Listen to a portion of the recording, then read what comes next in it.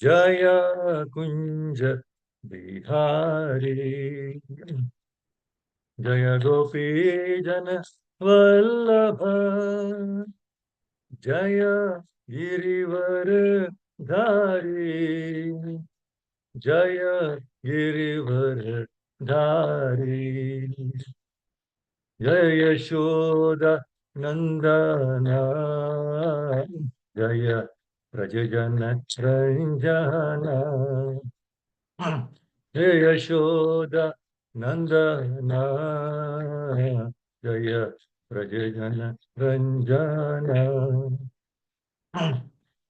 जय यशोदा नंदन, जय ब्रजजन रंजन, जय यशोदानंदन, जय ब्रजजन रंजन, जय यमुना तीरवनचारी, जय कुंज बिहारी, जय यमुना तीरवनचारी, जय कुंज बिहारी, जय यमुना तीरवनचारी, जय कुंज बिहारी, जय यमुना तीरवनचारी, जय कुंज बिहारी। हरे कृष्णा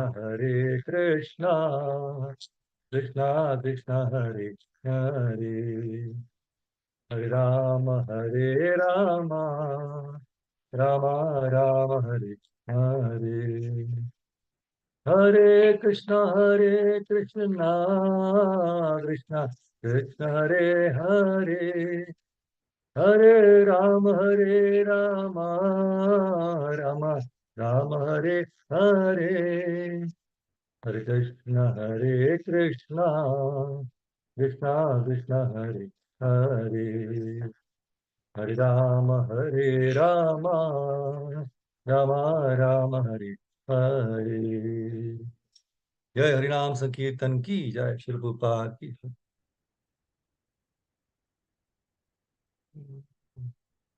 राधा माधव की जय, नरसिंह भगवान की जय, पंच तत्व की जय, षड गोस्वामी की जय, गुरु परंपरा की जय, श्री प्रभुपाद की, श्री गुरुदेव हरि बोल। ओम नमो भगवते वासुदेवाय, ओम नमो भगवते वासुदेवाय, ओम नमो भगवते वासुदेवाय। नारायणं नमस्कृत्य नरं चैव नरोत्तमं, देवीं सरस्वतीं व्यासं ततो जयं उदीरयेत्. Before reciting the Srimad Bhagavatam, which is the very means of conquest, one should offer respectful obeisances unto the personality of God Narayana, unto Narayana Nishi, the supermost human being, unto Mother Saraswati, the goddess of learning, and unto Srila Vyasadeva, the author.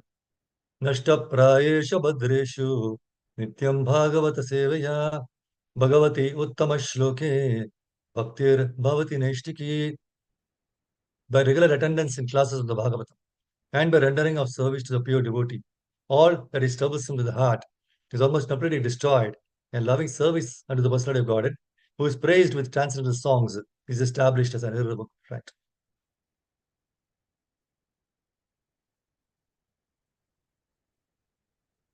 So, Hare Krishna, Prabhu's Mataji is welcome all of you to this Srimad Bhagavatam session for ISKCON Seshadripuram. So, thank you for this opportunity to glorify the Lord and purify myself. So, today is 18th of September 2024, right?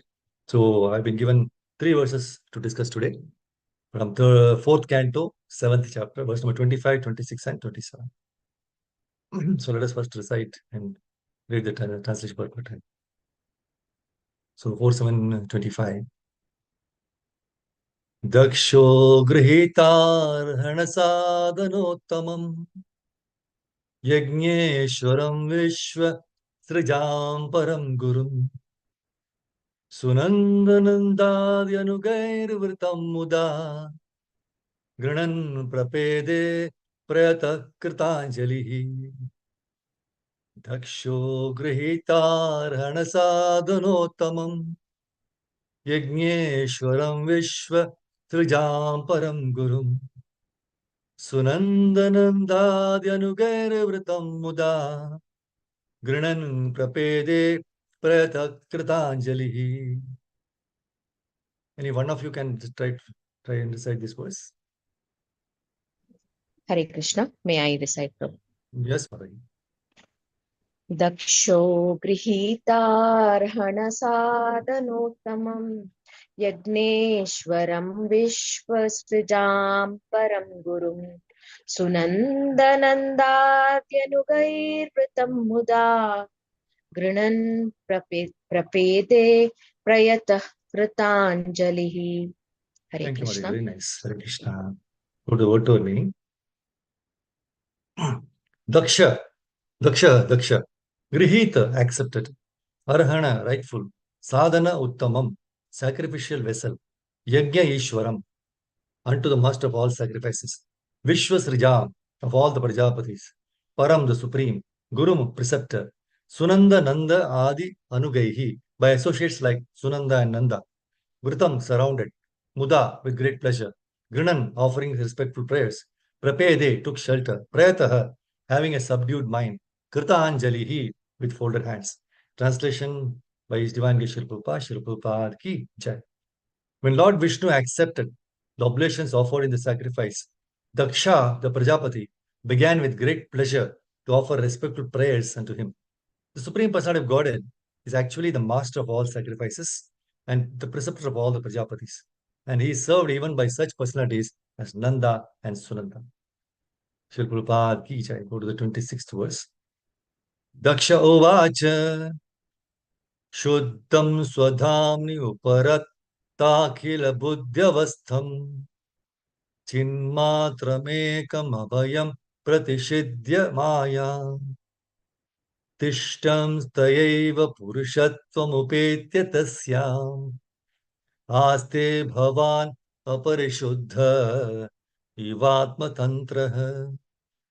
Daksha Uvacha Shuddham Swadhamni Uparata Buddhyavastham Chinmatramekam Pratishidya Maya Tishtam Stayaiva Purushatvamupetyya Tasyam Aste Bhavan Aparishuddha Ivatma Tantraha. Any one of you can recite and try. May I, Prabhu? Yes, Madam. दक्ष उवाच शुद्धं स्वधाम्नयुपरता किल बुद्ध्यवस्थं चिन्मात्रमेकभयप्रतिषिध्यमायां तिष्ठं स्वयैव पुरुषत्वमुपेत्य तस्याम् आस्ते भवानपरिशुद्ध इवात्मतन्त्रः. Very Hare nice. Krishna. Thank you, Mataji. Hare Krishna. Go to the word to word meaning. Daksha, Uvacha said, Shuddham, pure, Swadhamni, in your own abode, Uparata Akhila, completely turned back, Buddhi Avastham, position of mental speculation, Chit Matram, completely spiritual, Ekam, one without a second, Abhayam, fearless, Pratishidya, controlling, Maya, material energy, Tishtan, being situated, Taya, with her, Maya, Eva, certainly, Purushatvam, overseer, Upetya, entering into, Tasyam, in her, Aste is present, Bhavan, your lordship, Aparishuddha, impure, Eva, as if, Atma Tantraha, self-sufficient. Translation by Srila Prabhupada, Srila Prabhupada Ki Jai. Daksha addressed the Supreme Personality of Godhead. My dear Lord, you are transcendental to all speculative positions. You are completely spiritual, devoid of all fear, and you're always in control of the material energy. Even though you appear in the material energy, you are situated transcendentally. You're always free from the material contamination because you're completely self-sufficient. Jai Shri Prabhupada Ki Jai. Go to the next last verse for today, 27. Ritvija Uchuhu Tatvam Nate Vayamananjana Rudrashapat कर्मण्यवग्रहधियो भगवन् विदामः धर्मोपलक्षणमिदं त्रिवृदध्वराख्यम् ज्ञातं यदर्थमधिदैवम् अदो विवस्थाः ऋत्विज ऊचुः तत्त्वं न ते वयमनञ्जनरुद्रशापात् कर्मण्यवग्रहधियो भगवन् विदामः धर्मोपलक्षणमिदं त्रिवृदध्वराख्यम् ज्ञातं यदर्थम् अधिदैवम् अदो विवस्थाः. Anybody, one of you can recite. May I try, Prabhuji? Yes, Mother. Please go ahead. ऋत्विजौचुः तत्त्वं न ते वयमञ्जनरुद्रशापात् कर्मण्यवग्रहधियो भगवन् विदामः धर्मोपलक्षणमिदं त्रिवृद् अध्वराख्यम् ज्ञातम् अधर्तमधिदैवम् अदो व्यवस्थाः. Great. Thank you, Mother. Very nice. Thank you, Hare Prabhuji. Krishna. So good word meaning. Ritvijaha, the priests, Uchuhu began to say, Tattvam, truth, Na, not, Te, of your lordship, Vayam, of all of us, Ananjana, without material contamination, Rudra, Lord Shiva, Shapat, by his curse, Karmani, in fruitive activities, Avagraha, being too much attached, Diyaha, of such intelligence, Bhagavan, O Lord, Vidamaha, no, Dharma, religion, Upalakshanam, symbolized, Idam, this, Trivrit, the three departments of knowledge of the Vedas, Advara, sacrifice, Akhyam, of the name, Nyatam, known to us, Yat, that, Artham, for the matter of, Adidevam, for worshipping the demigods, Adaha, this, Vyavastaha, arrangement. Translation and purport be given by Shri Prabhupada ki jai. The priests address the Lord, saying, O Lord, transcendent to mental contamination, by the curse offered by Lord Shiva's men, we have become attached to fruitive activities, and thus we are now fallen, and therefore do not know anything about you. On the contrary, we are now involved in the injunctions of the three departments of Vedic knowledge under the plea of executing rituals in the name of Yajna. We know that you have made arrangements for distributing the respective shares of the demigods. Purport. The Vedas are known as Traigunya Vishaya Vedaha, Bhagavad Gita 2.45. Those who are serious students of the Vedas are very much attached to the ritualistic ceremonies mentioned in the Vedas. And therefore, these Vedavadis cannot understand the ultimate goal of the Vedas is to understand Lord Sri Krishna or Vishnu. Those who have transcended the qualitative Vedic attractions, however, can understand Krishna, who is never contaminated by the material qualities. Therefore, Lord Vishnu is addressed here as Ananjana, free from material contamination. In Bhagavad Gita 2.42, the crude Vedic scholars have been deprecated by Krishna as follows.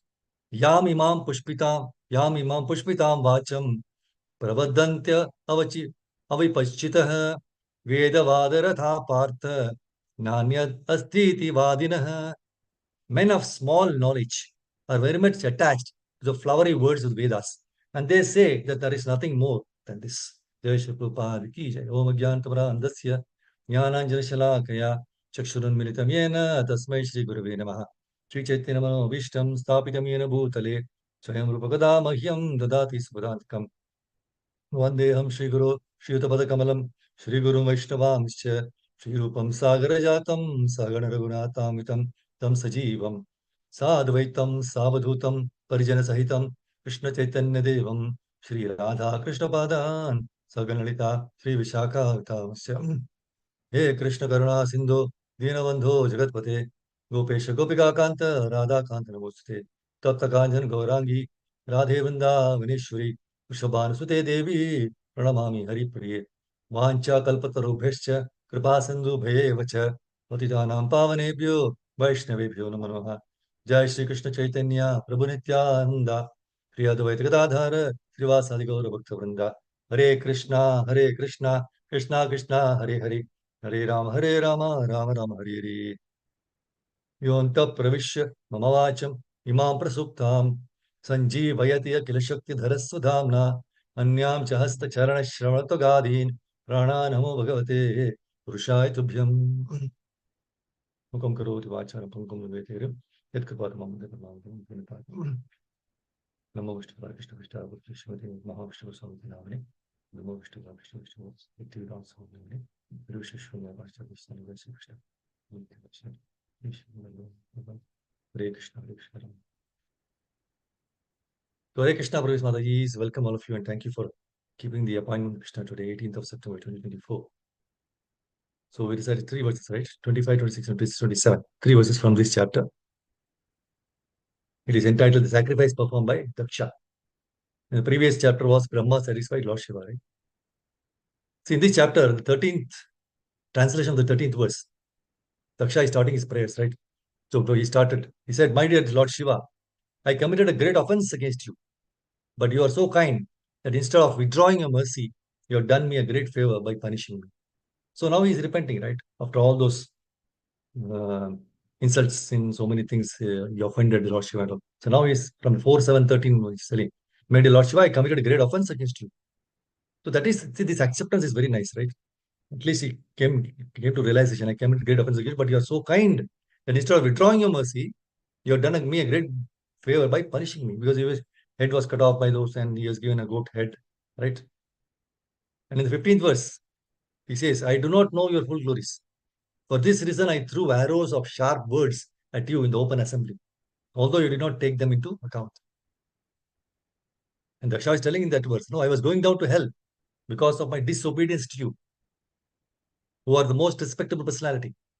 But you took compassion upon me and saved me by avoiding punishment. So our punishment is also a savings, right? So he says, I request you that you be pleased by your own mercy, since I cannot satisfy you by my words. So he's becoming very humble, right? He's obeying, he's offering prayers.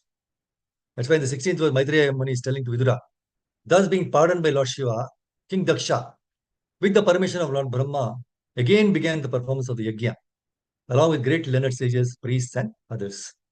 And in the 17th translation, continues, thereafter, in order to resume the activities of sacrifice, the Brahmanas first arranged to purify the sacrificial arena of the contamination caused by the touch of Virabhadra and the other ghostly followers of Lord Shiva. So then they arranged to offer into the fire the oblations known as Purodasha. The 18th verse translation, Maitriman again is telling to Vidura, my dear Vidura, as soon as King Daksha offered the clarified butter with the Yajurveda mantras in the sanctified meditation, Lord Vishnu appeared there in his original form as Narayana. So everything is purified, right? So when he offered Daksha, offered the clarified butter with Yajurveda mantras in the sanctified meditation, Lord Vishnu appeared. The one verse previous to the verse which we are going to discuss on 24th verse, right? Although the mental scope of even demigods like Brahma was unable to comprehend the unlimited glories of the Supreme Lord, they were all able to perceive the transcendental form of Supreme Personality of God by His grace. So that also, it is only by the grace of Krishna we can do that. So only by such grace could they offer the respectful prayers according to the different capacities. So see, the prayers also cannot, we want to pray, right? On our own, we cannot do that. Even demigods, they are also not able to do. So by the grace of the Lord only it can be done. We saw Dhruva Maharaj. Yes, now it's a Yanto Pravisha, right? So Dhruva Maharaj, after the wonderful austerities he did, when he opened his eyes, when he saw the Lord in front of him, he was not able to speak anything. He was a small child anyway. But he wanted to glorify the Lord, but he could not do anything. So what did Krishna do? Just with the conch shell, he touched his forehead. So by the grace, just the touch of Krishna, was wonderful Dhruva prayers came. So same way, the touch of Krishna has to be there for us to pray very nicely. That's why in the 25th verse, the verse which he recited today, no?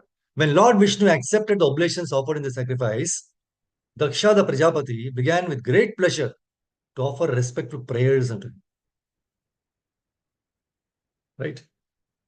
So the Supreme Personality of Godhead is actually the master of all sacrifices and the preceptor of all the Prajapatis. And he is served even by such personalities as Nanda and Sunanda.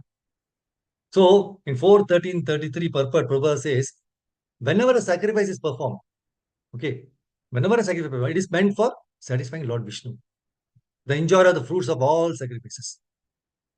And when Lord Vishnu agrees to come to the sacrificial arena, which he did in this episode, all the demigods naturally follow their master, and their shares are offered in such sacrifices. It is given to demigods, but ultimately it reaches the Lord Vishnu. So this conclusion is that the sacrifices performed are meant for Lord Vishnu, not for the demigods. Although it is given there, but they offer it to Supreme Lord Krishna. That's why Daksha, the Prajapati, he began with great pleasure to offer respectful prayers unto him. Whereas earlier, he could not control his mind also. We saw before this, right? Unless till he came to this repentance, and he could not control his mind and his ego, right? And he insulted Lord Shiva. And what happened? Everything, he lost everything, right? That's why in Bhagavatam 10:14-8, it's a beautiful verse. Tatte anukampam susamekshamano bhunjanayevatmakritam vipakam hridvagvapurvirvidadan namaste jivet yo mukti pade sadaya bhag. Brahmaji is praying. He says, my dear Lord, one who earnestly waits for you, one who earnestly waits for you to bestow your causeless mercy upon him, all the while patiently suffering the reactions of his past misdeeds and offering you respectful obeisances with his heart, words, and body, is surely eligible for liberation, for it has become his rightful claim. Brahma is praying. Same thing with now Daksha did, no? He repented, right? So then, whatever, he's now patiently suffering. He did suffer, of course, because of his ego and the insults and everything which he did to Lord Shiva. So he's now he's praying, paying obeisances and waiting. So he's surely eligible, right, to become liberated. See, we are all suffering from the reactions of our own activities. At the same time, what is to be done is described in this 10 point, this verse only. If you do that, then what is the result is also described in this 10:14, 8 verse, Bhagavatam. So this is the secret of Bhagavatam. That each verse teaches us what is our position, what we should do. And if we follow Bhagavatam instructions, then what is the result?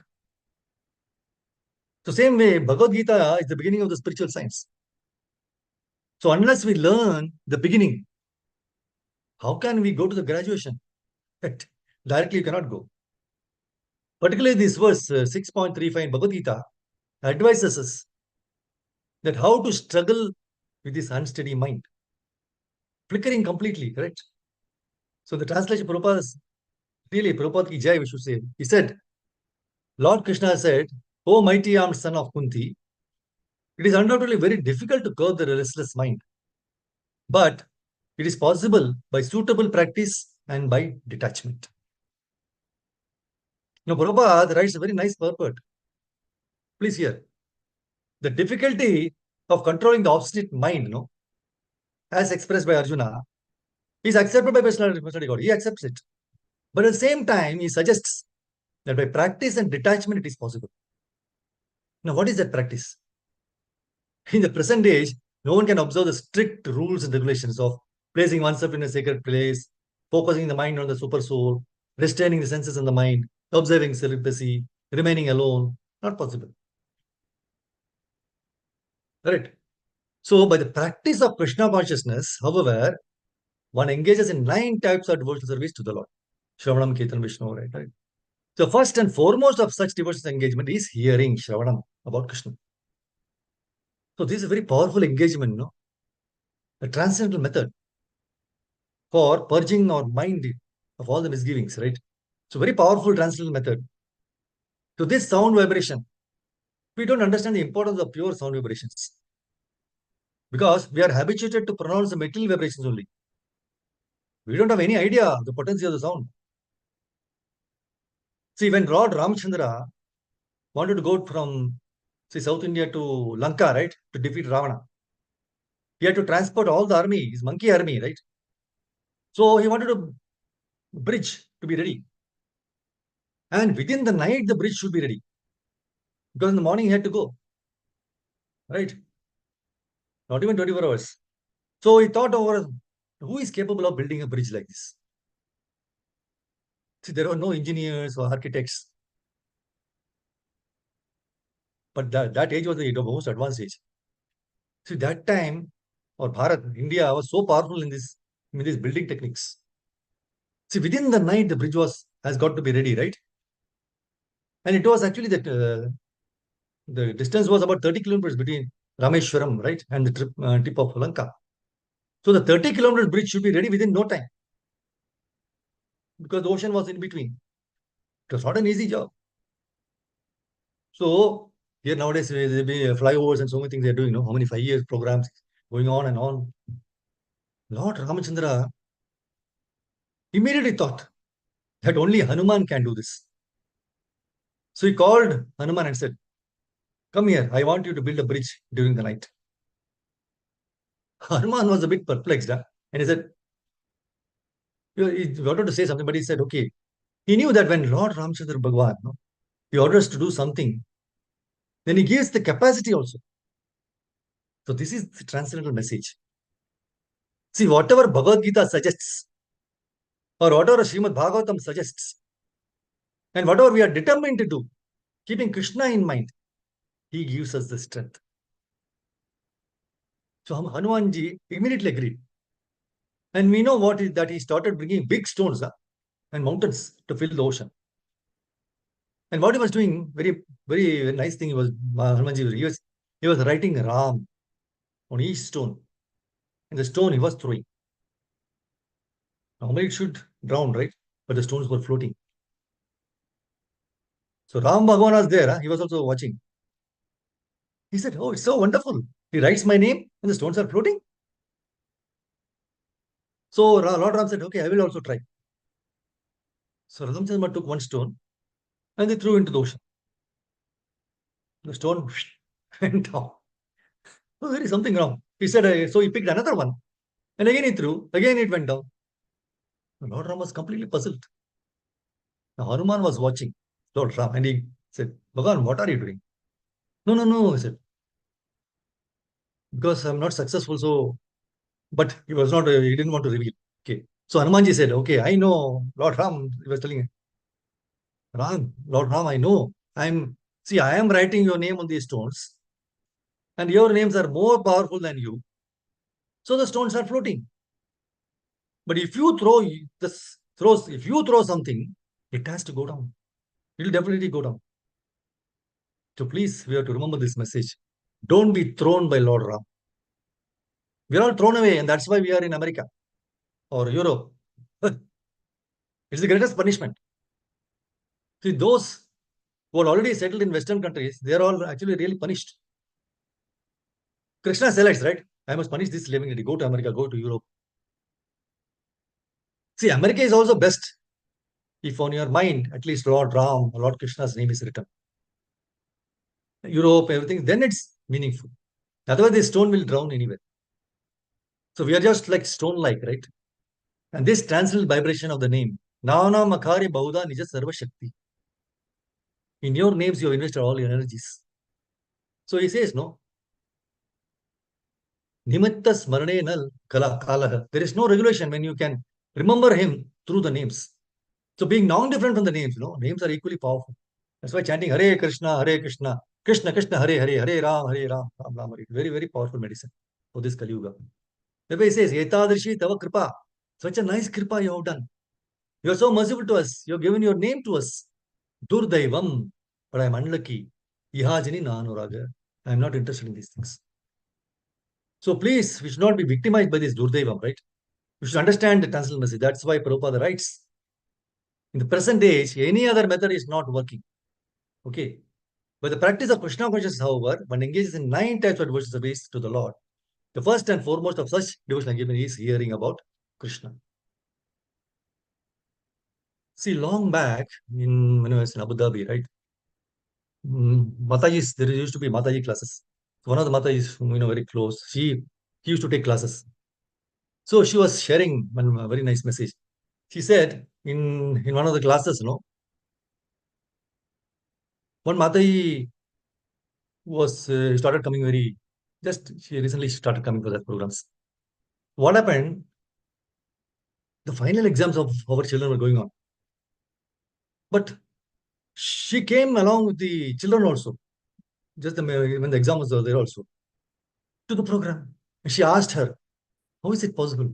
How is it that in the midst of these exams, you've taken time to come to the program along with your children? And she said, I was amazed hearing the reply of this Mataji. What did she say? She said, we feel completely restless if we are unable to attend the program and hear Krishna Katha. So this is what is expected of a devotee, right?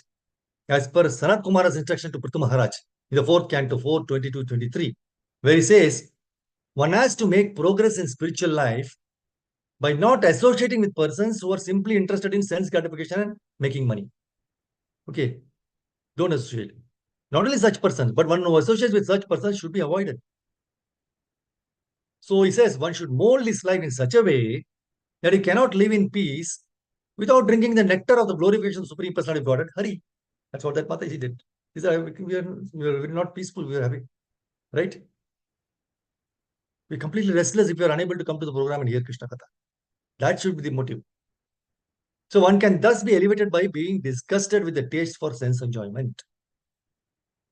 Prabhupada writes in the purport, the beginning of devotional service, the beginning of devotional service is to hear about the glories of the Supreme Personality of Godhead. So that is recommended. Vina Hare Guna Piyusha Panat. So one must drink the nectar of the glories of the Supreme Personality of Godhead. And this means that one must be always engaged in hearing and chanting the glories of the Lord. So it is a prime method for advancing in spiritual life. See, the purpose is that one cannot live outside the society of devotees. One must live in the association of devotees, where there is constant chanting and hearing of the glories of the Lord. Prabhupada says the Krishna conscious movement is started for this purpose, so that hundreds of ISKCON centers may give people a chance to hear and chant, to accept the spiritual master, and to dissociate themselves from persons who are materially interested. For in this way, one can make solid advancement in going back home, back to Godhead. So this is the greatest gift of Srila Prabhupada to the whole world. So those who are able to have regular programs and have been attending the same for years, what happens? No, those also slowly they develop the dangerous tendency to take these programs for granted. Whereas every time we get the opportunity to attend these programs, we should remember our Guru, Srila Prabhupada, with great gratitude. Right? Should not take it for granted. Just see, these meetings are beneficial for everyone, without exception. Okay. It's very well, beautifully explained by Sanat Kumaras in 4:22-19, where he says, when there is a congregation of devotees, their discussions, questions, and answers become conclusive to both the speaker and the audience. Thus, such a meeting is beneficial for everyone's real happiness. So we are hearing Bhagavatam Bhagavad Gita daily and day out, right? So this meeting is beneficial for everyone's real happiness. Not just happiness, mentally. Prabhupada writes, hearing discussions among devotees is the only means to receive the powerful message of Supreme Personality of Godhead. See, for instance, Bhagavad Gita has been well known all over the world for a very long time, especially in the material world, right? But because the subject matter was not discussed by devotees, there was no effect. See, not a single person in the West became Krishna conscious before, right? Before the Krishna conscious movement was founded. But when the same Bhagavad Gita was presented as it is, through the disciplic succession, the effect of spiritual realization was immediately manifested. So, there are two classes of men, materialist and transcendentalist. See, by hearing discussions between devotees, both the materialist and transcendentalist, they are benefited. Both of them are benefited. The materialist is benefited by association with devotees because his life becomes regulated, so that his chance of becoming a devotee or making present life successful for understanding the real position of the living entity is increased. When one takes advantage of this opportunity, okay, he is assured of a human form of life in the next birth. Or he may be liberated completely and go back to Godhead. So the conclusion is that if one participates in a discussion of devotees, that is by hearing Krishna Katha, right, he is both materially and spiritually benefited. So those who are hearing now, we are benefited materially and spiritually also. Not the one who is speaking, one who is hearing also. The speaker and the audience are both benefited. And the karmis and gyanis are also benefited. Everybody. So the discussion of spiritual matters among devotees is beneficial for everyone without exception. But it should be under authority and under parampara. So this makes us understand that these meetings are to be conducted with great sincerity to glorify the Lord and broadcast his powerful messages. That's why my Guru Maharaj always insisted that these programs have to be conducted with seriousness and sincerity and with conclusive discussions. Don't go here and there, right? Don't get diverted. That's the point to understand. There should not be any dilution of the messages which are handed over to us in the bona fide disciplic succession. It should not be reduced to one of social gathering, entertainment, where we just come together in the weekends to enjoy. No. These meetings should help everyone to mold their lives in such a way that one cannot remain at peace without drinking the nectar of glorification of the Lord, right? And these meetings should thus help to elevate one another in the path of spiritual understanding. That is a real success of these meetings, programs, in bringing real happiness to the living entities. And this will please our Guru and Prabhupada and Krishna. So next time we go to attend the Krishna conscious program, 3 things we should do. Number 1, let us become sincere. Sincere, S-I-N, then S-E-E here. That is, one is normally let us become sincere. We should see our own sins and not the sins of others. So these programs make us see, understand, regret, and repent our sinful life and help us to take up the regulated life of devotional service, by which all our sins are completely destroyed. So let us become sincere. Second is, let us be serious, because we're all actually serious patients suffering from the disease of material existence, right? And these Krishna conscious centers are the hospitals providing treatment with Krishna Katha and the diet of Krishna Prasadam. So this is, let us be serious. And let us be grateful, because these meetings are the gateway for our way back home, back to Godhead. So let us be sincere, let us be serious, let us be grateful. Since 26 verse, no translation. Daksha address Krishna, right? My dear Lord, you are transcendent to all spiritual positions. You are completely spiritual, devoid of all fear, and you're always in control of the material energy. Even though you appear in the material energy, you're situated transcendently. You're always free from material contamination because you're completely self-sufficient. So now he's praying, right? Daksha started praying. So similarly, there is another prayer in Bhagavatam 6:4-29. That is Hamsa Guhya prayers, where Prajapati Daksha offers very wonderful prayer, 6:4-29, where he says, anything expressed by material vibrations, anything ascertained by material intelligence, and anything experienced by the material senses or concocted within the material mind is but an effect of the modes of material nature, therefore has nothing to do with the real nature of the Supreme Personality of Godhead. Supreme Lord is beyond the creation of this material world, for he is the source of all the material qualities and creation. And as the cause of all causes, he exists before the creation and after the creation. I wish to offer my respectful obeisance unto him.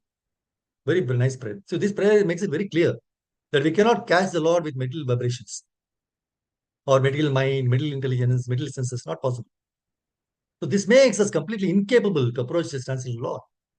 So when we are bewildered with this statement, no, we are reminded of Srila Prabhupada's statements from his purport in Bhagavatam 1:12-9, where he says, the Supreme Lord accepts the form of Archa Vigraha, worshipable deity, just to accept service from his different incapable devotees.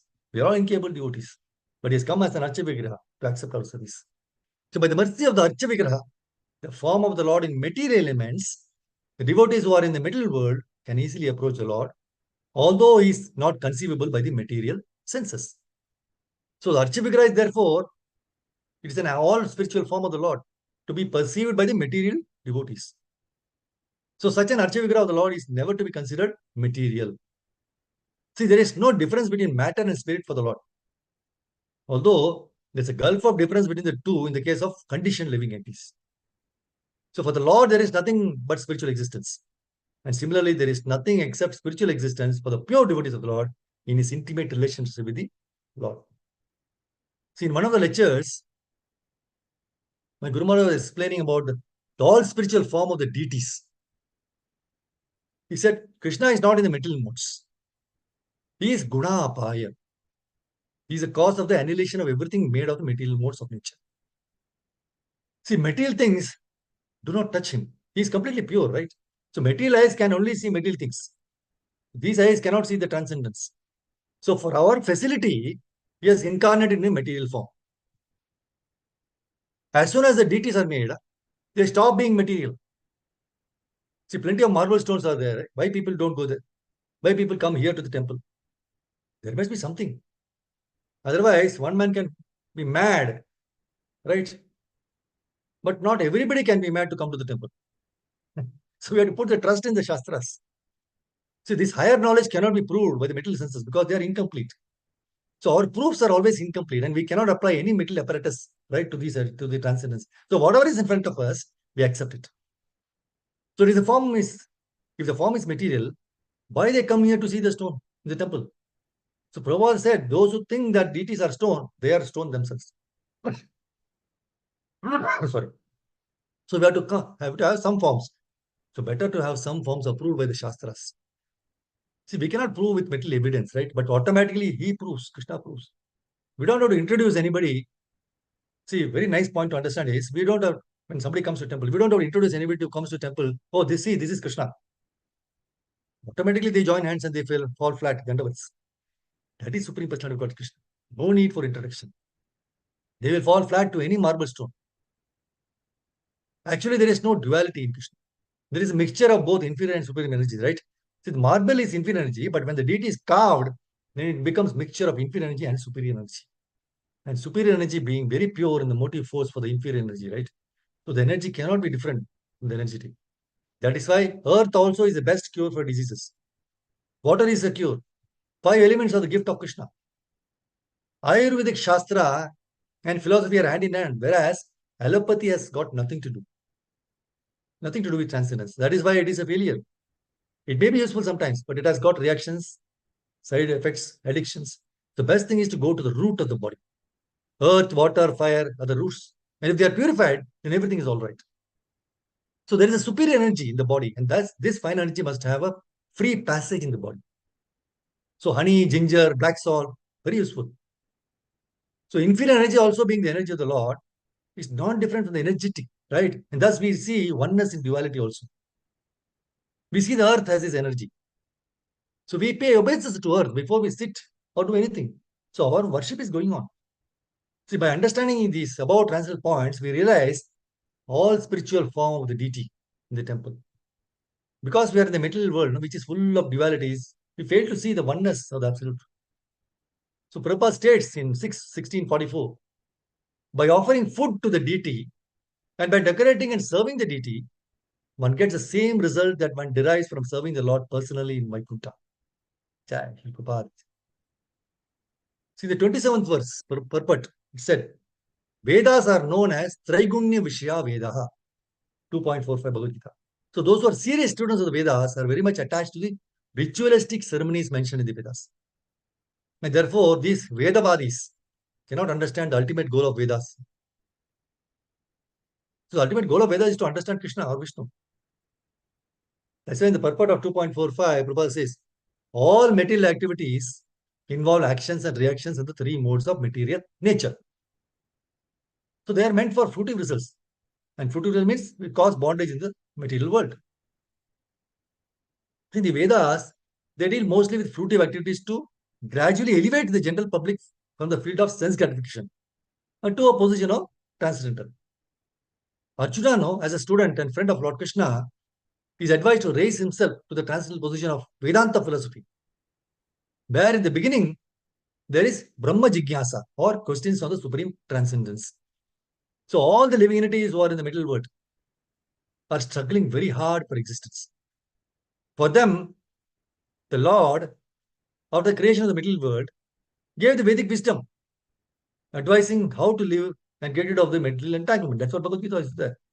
So when the activities for sense gratification, no, namely the Karma Kanda chapter, are finished, then the chance for spiritual realization is offered in the form of Upanishads, which are part of the different Vedas.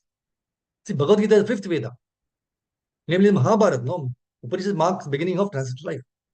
So as long as the material body exists, there are actions and reactions in the material modes. So one has to learn tolerance in the face of dualities such as happiness and distress, cold and warmth, right? So by tolerating such dualities, become free from anxieties regarding gain and loss. So this transcendental position is achieved in full Krishna consciousness when one is fully dependent on the goodwill of Krishna. And even 2.42, Prabhupada says, people in general are not very intelligent. And due to their ignorance, They are most attached to the fruitive activities recommended in the Karma Kanda portion of the Vedas. They do not want anything more than sense gratificatory proposals for enjoying life in heaven, where wine and women are available, and mental opulence is very common. In the Vedas, many sacrifices are recommended for elevation to the heavenly planets, especially Jyotistoma sacrifices. It is given in 2.42 purport. In fact, it stated that anyone desiring elevation to heavenly planets must perform these sacrifices. And men with poor fund of knowledge think that this is the whole purpose of Vedic wisdom. It is very difficult for such inexperienced persons to be situated in the determined action of Krishna consciousness. See, as fools are attached to the flowers of poisonous trees without knowing the results of such attractions, unenlightened men, they are similarly attracted by such heavenly opulence and sense enjoyment. In 9.20, Prabhupada says, the word Trividyaha refers to the three Vedas, Sama, Yajur, and Rig. A Brahmana who has studied the three Vedas is called a Trivedi. So anyone who is very much attached to knowledge derived from these three Vedas is respected in society. Unfortunately, there are many great scholars of the Vedas who do not know the ultimate purport of studying them. Therefore, Krishna declares himself to be the ultimate goal of the three Vedas. Actual Trivedis take shelter under the lotus feet of Krishna and engage in pure devotional service, right, to satisfy the Lord. So devotional service begins with chanting of the Hare Krishna Mahamantra. Hare Krishna, Krishna Krishna, Hare Hare, Hare Rama, Rama Rama, Hare. And side by side, trying to understand Krishna in truth. Unfortunately, those who are simply official students of the Vedas become more interested in offering sacrifices to the different demigods like Indra and Chandra. But such endeavor, by such endeavor, the worshippers of different demigods are certainly purified of the contamination of the lower qualities of nature, okay? And are thereby elevated to the higher planetary systems or heavenly planets known as Maharloka, Janaloka, Tapaloka. So once situated on those higher planetary systems, one can satisfy senses hundreds of thousands of times better than on this planet. Now, Purana means supplementary to the Vedas, okay? To explain the knowledge. That is Purana. Now, Mahabharata is also an explanation of Vedic knowledge, but through historical recitation, right? Now, because Vyasadeva found it that directly to understand Vedic knowledge will be difficult for these three classes of men. Traina Shruti Gochara. Sri Shudra Dvija Bandhunam. Traina Shruti Gochara. That is 1.425 Bhagavatam says. Trai means Vedas, right? Dealing with three gunas. Traiguna Vishya Vedaha. So in Bhagavad Gita, Traiguna Vishya Vedaha, there are three subject matters in the Vedas. The first subject matter is to know God and what is my relationship with God. This is the first one. To know God and what is my relation. So this is the first subject matter. The second subject matter is that what is the ultimate goal of life. And the third is how to attain it. Right? First subject matter is to know God and what is my relationship with God, Krishna. Second is what is the ultimate goal of life. And third is how to attain that. So to know God, my relationship with God, what is my ultimate goal of life and how to attain it, these three subject matters of Vedic knowledge. So that is everywhere. Three means Veda is dealing with material world. Right? There is spiritual knowledge in glance. So Vyasadeva, after compiling all the Vedic literatures, so many Puranas, so many Upanishads, Vedanta philosophy, four Vedas, but still he was not satisfied. So when Narada Muni, his spiritual master, came, he inquired, why are you not satisfied? So Vyasadeva said, my dear sir, yes, as you say, I have done so many activities, I have written so many books, but still I don't feel any satisfaction. I do not know why it is. You can direct me, you are my spiritual master. So he said, you have labored so hard in writing so many books, but you have not glorified the Supreme Personality of Godhead. See, simply ordinary dealings with man to man, how to deal, dharma, artha, kama, moksha, 4841 Bhagavatam, how to make people religious, how to develop economic position, how to satisfy senses, how to go to the heavenly planet to enjoy more. These things you have described, but you have not described about yena atma samprasaditi. Yena atma samprasidati, by which your atma, your soul will be satisfied. That you have done nothing. You have read in the first canto, Jugupsita Dharma. So you are diverting the attention of the people to dharma, artha, kama, moksha, never to the bhakti. And in future, people, if your people are advised, come to bhakti platform, not on the platform of dharma, artha, kama, moksha, they will not take it. That's what is happening. So whatever you have done, it is not very good. Better simply to try to explain Bhagavan. That is Bhagavatam. In 5.11.2, purport Prabhupada says, two words are significant. Vedavada and Tattvada. According to Bhagavad Gita, those who are simply attached to Vedas and who do not understand the purpose of the Vedas or Vedanta Sutra are called Vedavada Rataha. So the Vedavada followers follow the Vedas are generally inclined to Karma Kanda, performance of sacrifice according to Vedic injunctions. So they are thereby promoted to higher planetary systems. So by becoming pious, one may be promoted to the higher planetary systems. Some of the followers of the Vedas are attached to Karma Kanda, fruitive activities of Vedas. So in order to be promoted to higher standard of life, right? So others may argue that this is not the purpose of Vedas. Yes, correct, it's not. See, in this world, someone may become very highly elevated by taking birth in an aristocratic family or by being well educated, beautiful, or rich. So these are the gifts of pious activities which are enacted in the past life. And these will be finished when the stock of pious activities is finished. So if we become attached to pious activities, we may get these various worldly facilities in the next life and may take birth in the heavenly planets. But all this will eventually be finished. Kshine punyam martya lokam vishanti, 9.21 Bhagavad Gita says. So when the stock of pious activities is finished, one again has to come to this martya loka. So according to Vedic injunctions, the performance of pious activity is not the real objective of the Vedas. Objective of the Vedas as explained in Bhagavad Gita is Vedecha sarver aham eva vidya. 15.15 Bhagavad Gita. Objective of Veda is to understand Krishna, Supreme Personality of Godhead. So those who are Vedavaris are not actually advanced in knowledge. And those who are followers of Jnana Kanda, Brahman understanding, are also not perfect. However, when one comes to the platform of Upasana and accepts the worship of the Supreme Personality of Godhead, he becomes perfect. Aradhananam sarvesham Vishnur Aradhanam Param. So in the Vedas, the worship of different demigods and the performance of sacrifice are certainly mentioned.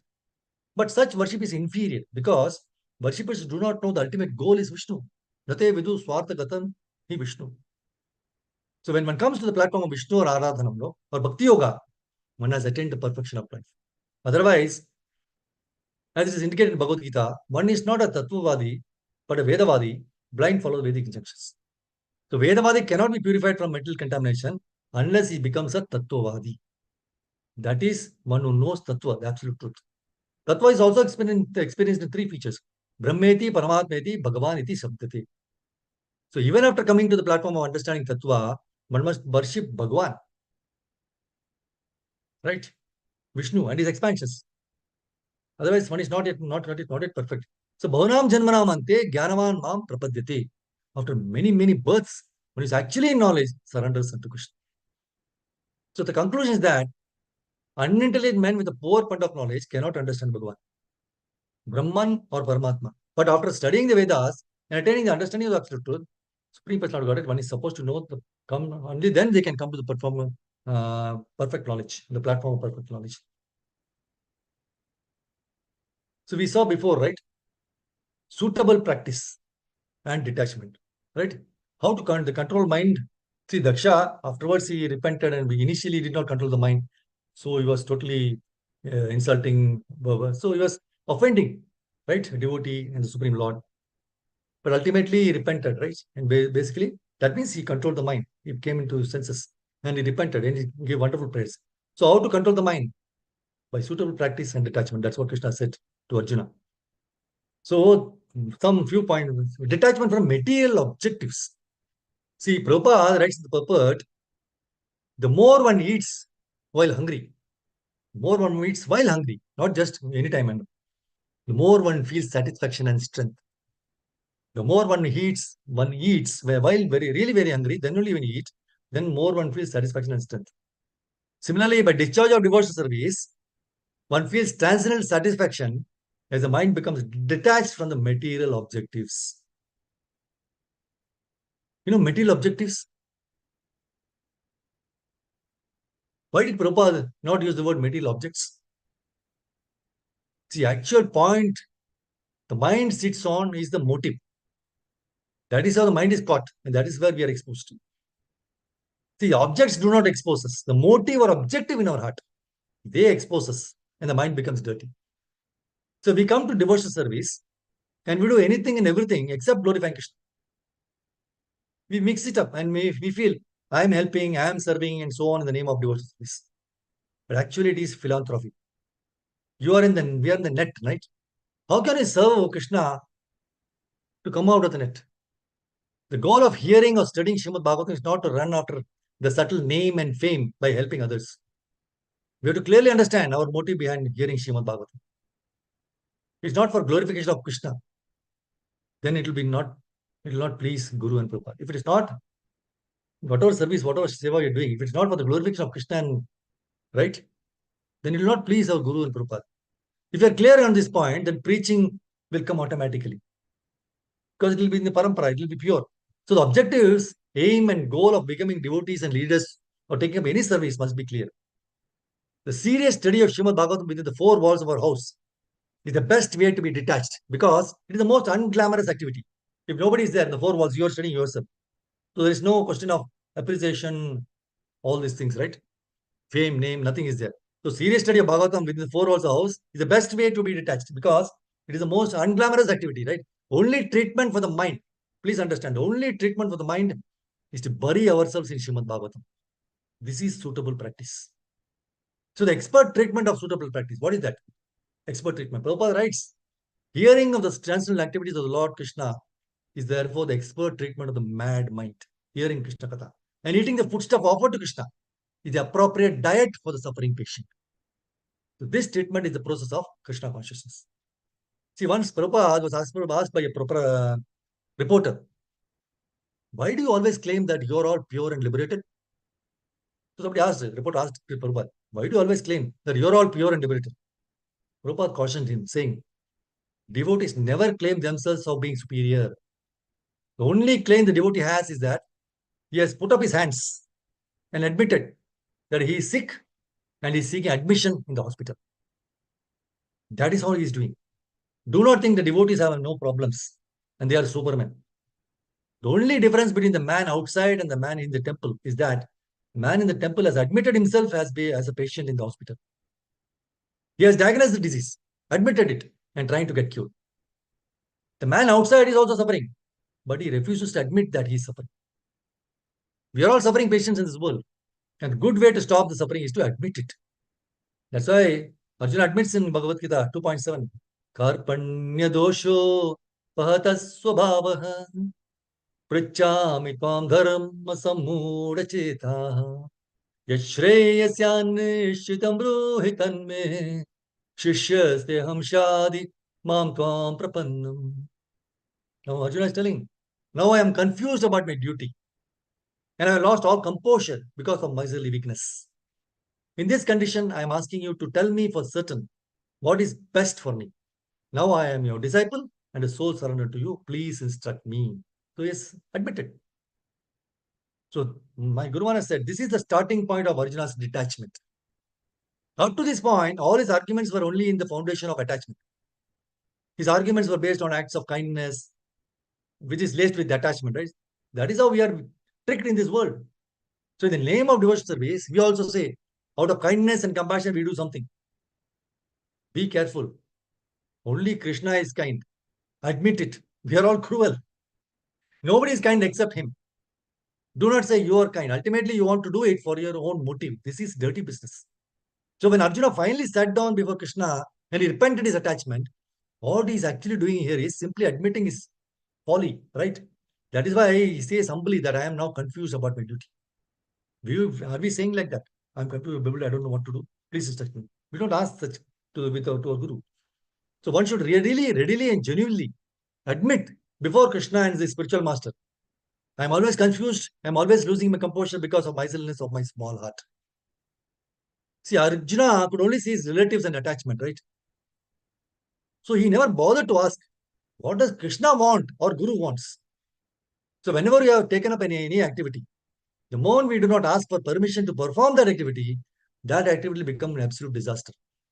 So you have to take the permission from Krishna, from Guru to do that. So how you will know about it? You will become very disturbed. Not only you are disturbed, those around you are also disturbed. So become a source of disturbance to society instead of being a source of inspiration to society. So everything changes for a person who humbly admits before Krishna and Guru.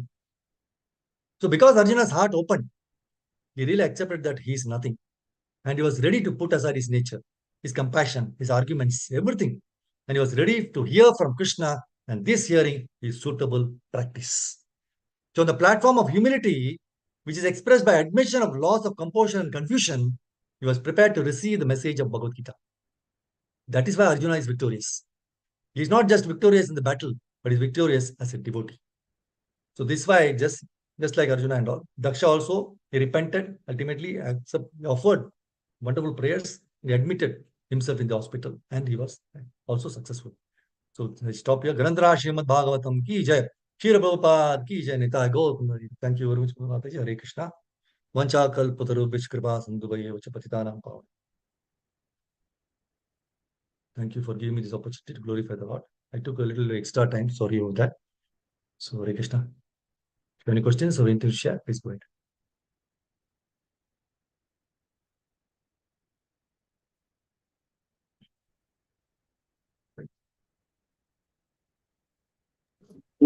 Hare Krishna, Prabhuji. Dandot Pranam.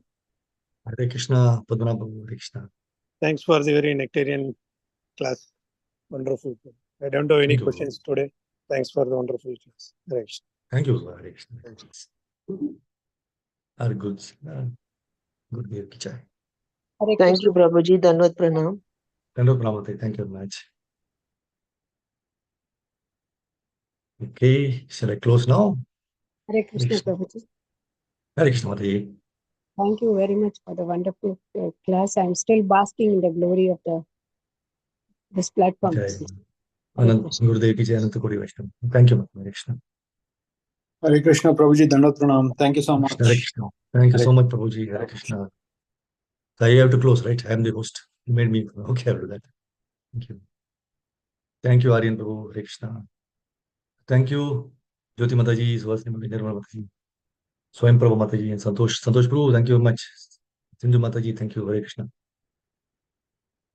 Thank you, Prabhuji. Hare Krishna. Hare Krishna. Thank you very much. So I'll close now. Thank you very much for Thank you, giving this Prabhuji. opportunity. Hare Krishna. Hare Krishna. Thank you. Hare Krishna. Dhanyavad. Thank you, Santosh Prabhu. Hare Krishna.